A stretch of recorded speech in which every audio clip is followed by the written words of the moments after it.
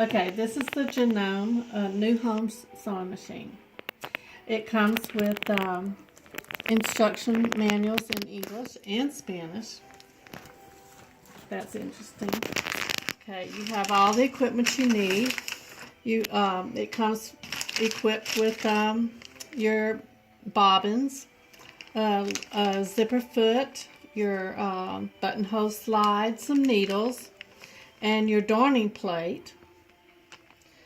And also a blind stitch hem machine, blind stitch foot.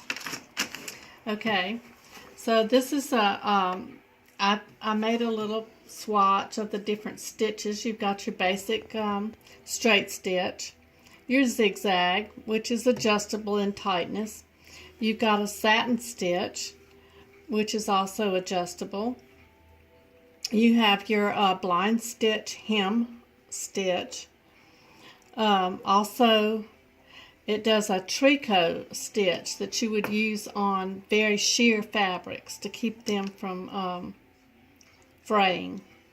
And this machine, I was happy to see, came with a knit stitch, which every machine does not have.